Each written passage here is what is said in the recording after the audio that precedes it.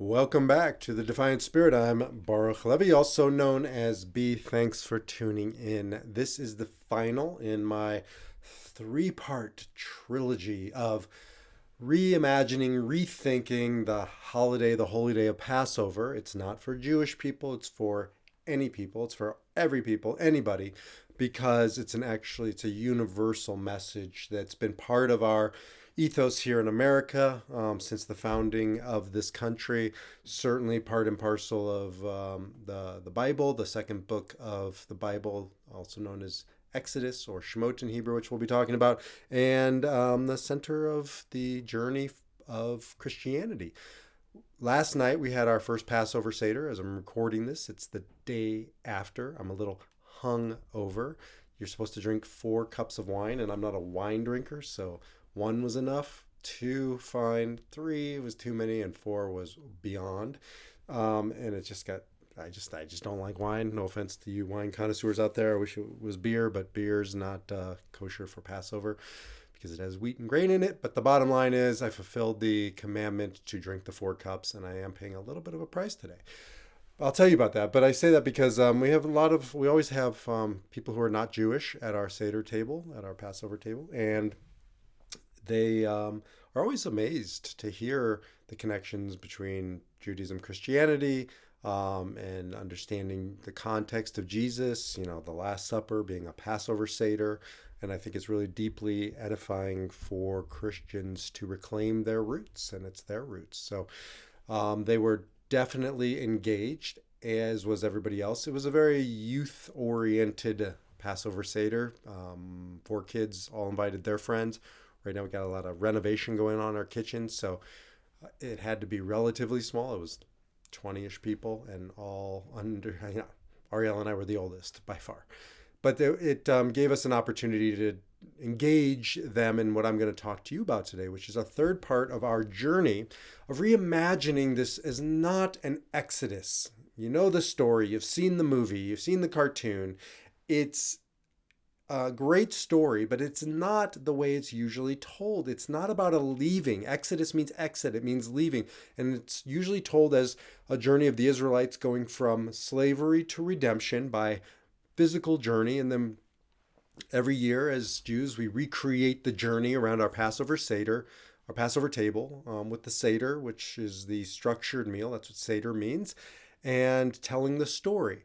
But the thing is most Jews don't realize it's a spiritual journey. Like, you don't have to leave your home and go out into the world to have this kind of a journey. And you don't have to think of the rituals as sort of check boxes that you go through and you fulfill the obligation to, to check the boxes on Passover. It's a deeper, much deeper teaching on that. And that's where I turn to Kabbalah, the Jewish mystical tradition that says all you need to know about the holy day of Passover is in the name of what you're doing. So first of all, we're looking at the book of not Exodus, but in Hebrew, Shemot, which means names.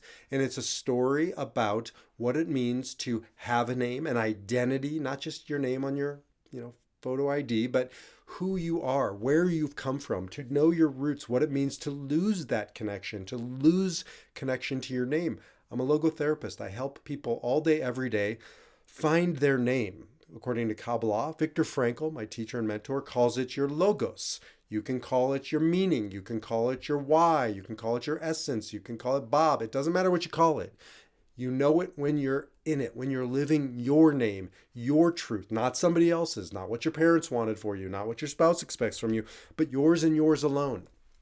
And when you're in it, when you're connected to your name, your identity, purpose, your why, you're free. The challenge is we lose it. We lose our connection to it. We lose our understanding of our why, of our purpose. I work with people primarily from about 40, 45 onwards because up until that point, we think this is my why. I am my profession. I am my roles, my titles, even good ones. I mean, being a mom, being a dad. And then what happens when the kids leave and they're on the empty nest?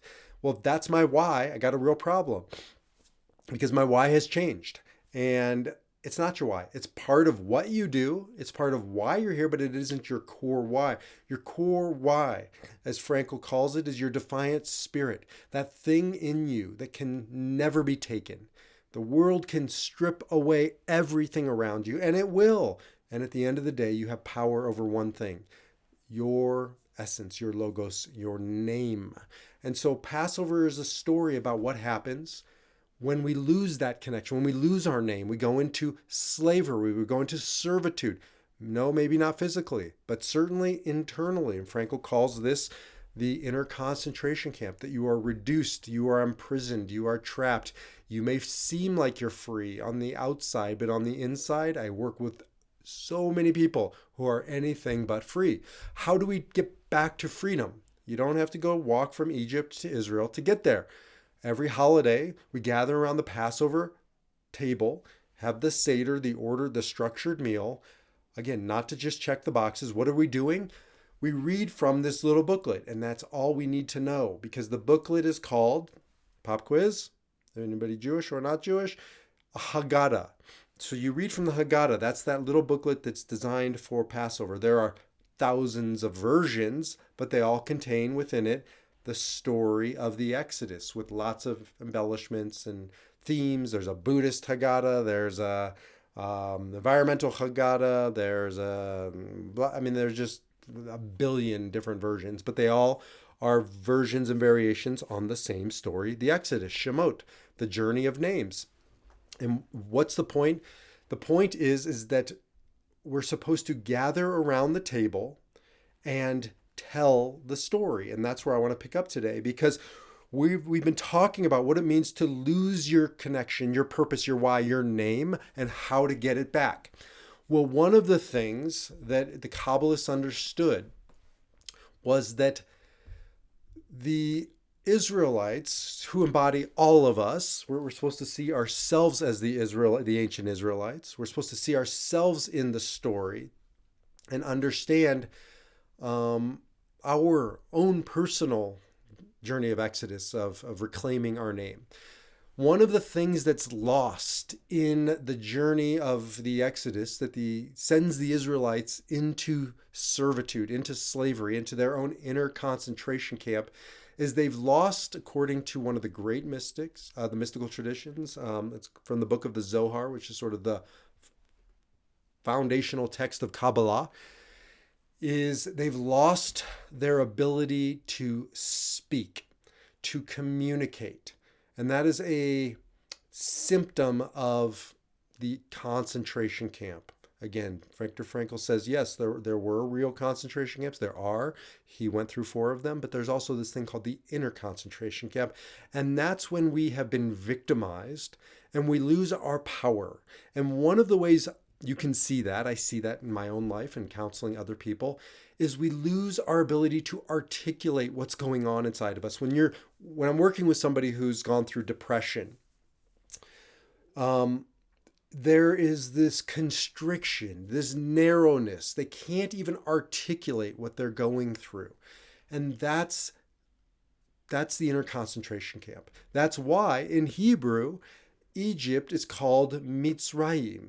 Mitzrayim means narrow and constriction. And when you see the Israelites, it's not just they're in a geographical place called Egypt, it's that they're in an existential place called Egypt. They're in a narrowness in their identity, in their ability to communicate, in their name. One of the things Frankl talks about during the Holocaust, he documents this in Man's Search for Meaning, is that the prisoners stopped communicating because they were starving to death, because they were being worked to the bone, because they were in fear. And that's by design, right? When evil regimes want to annihilate a people, you give them back-breaking work, which is what we talked about in the past podcasts. You break their physical bodies. You break their spirit by treating them with indignities and again, starving them and just reducing them and shaving their bodies and taking away their literal name, replacing it with a number. So Frankl had 119, 104. He was given that number at Auschwitz, as were others, literally and figuratively taking away their name so they can't communicate. One of the things Frankl said in Man's Search for Meaning was the hardest thing for him was that he could only think about food, right? Because that turns you into an animal. Watch your dog or your cat sitting there salivating while you're eating. It's animalistic. And what he said was that was probably the most degrading part about being a prisoner, was that he didn't have the luxury or the ability to even think beyond basic necessities, basic needs. They lost their ability to communicate. And so yesterday, or the last podcast, the second podcast we did on this, we talked about the women of the Exodus awakening, arousing within the men their memories of who they are and where they've come from and what they're about.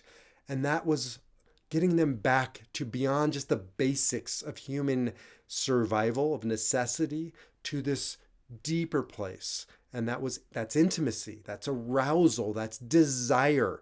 And that's what set in motion the Exodus, according to the Jewish mystics, where women of the Exodus reawakening in the men this deeper desire for more than just survival. Survival's not enough. We had a conversation last night around my Seder table about this. One of the mistakes we've made in grieving, and I see this with when I used to do funerals, is talking about surviving. It is a starting point. When you are going through hell, right? You want to be able to survive. When you've lost a loved one, the starting point is survival. But it's not an end, it's a means. We got to do more than survive. This one of the biggest tragedies I've ever seen is when somebody loses a loved one and they die with them. They may still be above ground. I saw this with my grandfather, Harold. His wife, my grandmother, took her own life. I've talked and written a lot about this. And he died with her, although he stayed alive for another, 10 or 15 years. But he was a fragment, a fraction of what he could have been, what he should have been. As a grandfather, he instead, I'm not judging, but instead of going to the grave with her emotionally and spiritually, he should have lived more fully, loved more fiercely, double time, right? For her and for him. That's the commitment we make to our spouse. The surviving spouse will do more than survive. They will thrive. They will live. They will show up and be there for the children and the grandchildren and others, because we don't serve our loved ones by going to the grave with them. We serve them by living, by thriving. And this is one of the magnificent messages of Viktor Frankl and his example to go forward into life, and yes, to survive, and then to pick ourselves up and to build on top of that, not just get back to a level playing field, right back to neutral, but now to go above and create and do good and live fully and love fiercely. And that's easier said than done. Because when you're in the Mitzrayim, when you're in the Meitzarim, when you're in the narrow, when you're in the constriction, when you feel like you're in that inner concentration camp, the last thing you can do is get access to that ability to communicate, to have intimacy, to connect. And that's the journey from slavery to redemption. How does it happen? Well, last night I saw it in action. And probably around the world, other Jews saw it in action. And that comes down to this idea of the Haggadah, the telling of the story. What does Haggadah mean? Lehagid in Hebrew means to speak, to give voice. When I work with people, counseling them, I don't care what kind of trauma we've been through, we all have traumas. The problem with trauma is we become victimized. We do. Life victimizes us. Circumstances victimize us. It can be a divorce. I work with lots of people. I think divorce is one of the most victimizing experiences a human being can have. And, the person who you were supposed to be intimate with, you were sharing your life with, and then there's a betrayal. All kinds of betrayals in there, but just the betrayal of our commitment to each other. And so we're now going to divorce. And it's like they're taking your voice. They for a while take your voice with them. We feel victimized. We've lost our voice, our identity. And so we shut down emotionally. We don't want to be hurt again. I mean, it's an unbelievable, unbearable suffering. Even the best divorces are terrible divorces. And so what happens? We outsource our power. Our power is gone. That's what victimization does. The victimizer has our power. But so the work of recovery, of healing, of leaving slavery and getting to freedom again is taking back our power. And how does that happen? By taking back our voice, taking back our version of the story, to tell our story.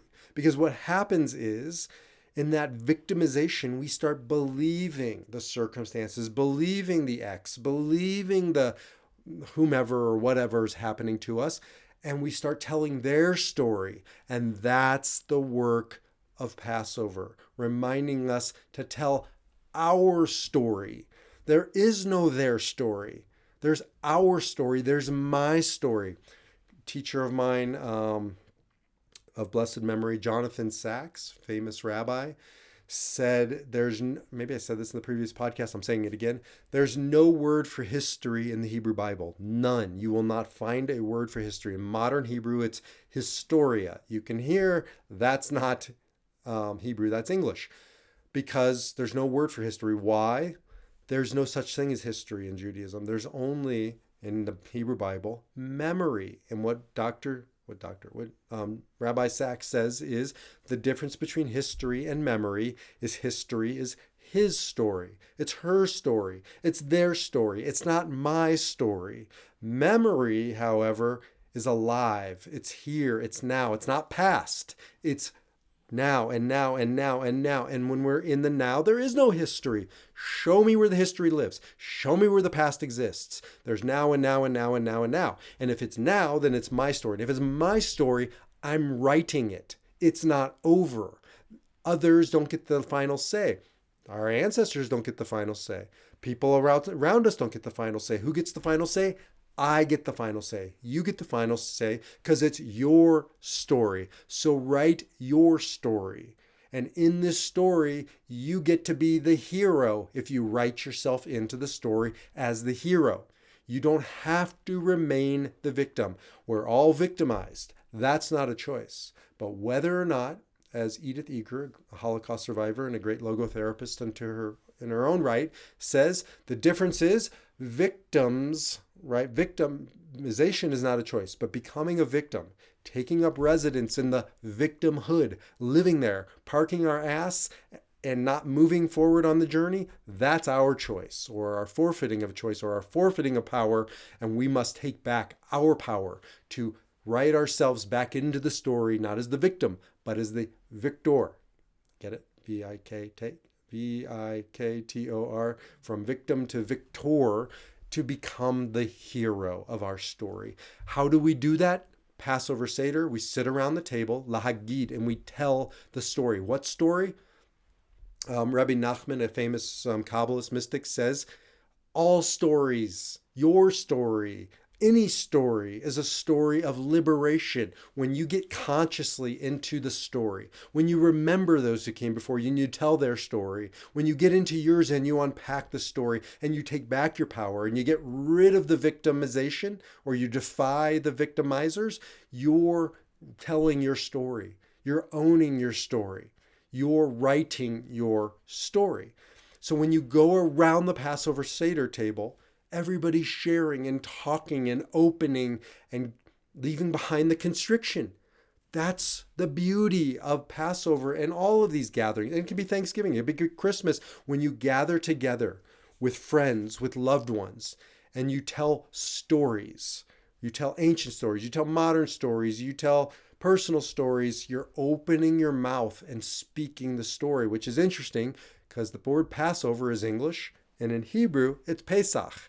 Pesach, according to the mystics, comes from two words. Peh, which means mouth, sach, which means speaking. Sicha is a conversation. So what is Pesach? The mouth that speaks. And what are we speaking? Haggadah, telling stories. And what are the stories of? Liberation. Liberation of those who came before us, liberation of those around us, and liberation of our own stories. So what I do when I'm working one-on-one with a person is we tell their story. And we unpack their story, and we take back the power of their story. And now, excuse me, we start consciously, intentionally writing our own story, figuring out our why, my why. My why is different than your why. But what I do is I work with you to help you Own your story. Know your why so you can live it out on your terms and tell it literally and figuratively to the people around you. So opening our mouth and speaking is the beginning point of liberation. I remember growing up in a home where after my grandmother killed herself, we were not allowed to talk about it. There was a darkness that enveloped my home. And I think it's partially why my father ended up killing himself, because he became enslaved to that story, and it became his inner concentration camp. And the Mitzrayim, the narrowness, the constriction entered in, and you can feel the throat close, and you can feel the body close, and you can feel the relationships close, and everything was shutting down. Our work here is to defy the constriction by opening, not closing. It's interesting that all religions have the name of God. Most religions have their Godhead, their God figure, and the name is similar. And it's the sound of ah. Why ah? Because ah is an open, it's an expansive sound. And the divine God, whatever you want to call her, is expansive. By definition, it's infinite. Buddha, Krishna, Allah, Shekhinah, Yahweh. I mean, the list goes on and on. In Hebrew, Jesus in Hebrew is Yeshua. Salvation, opening, expansion, defiance. The opposite of constriction is openness, and that's redemption. How do we redeem ourselves? How do we tell the story of Passover? By opening our mind, opening our heart, opening our hands, opening our lives. Closing is destruction. Closing down is victimization. Closing down is fear. In nature, when things are afraid, they get smaller. Sometimes they get bigger, but oftentimes they get smaller. They make themselves smaller. They disappear. I saw recently one of those roly-poly bugs. I can't remember what they're called. Maybe they're called roly-poly bugs. I've been calling them that for so long. But you touch them and they go into this ball, right, of protection. Well, we all do that. We're all a roly-poly bug. And we shut down in fear. What is our work here? It is to become defiant, to defy that. It's natural. You're not bad. You're not wrong. You're protecting yourself. You're surviving, but we're not here to survive. And that's the point of Passover. And that's the point of Easter. And that's the point of life, is to have these moments in time when we can check in and see, where are we constricted? Where are we in fear? Where have we closed off and shut down? And how do we get back to a life of openness, of expansion, of courage, of the defiant power of the human spirit? One of the ways is by gathering with one person, with many people, and telling the story. What story?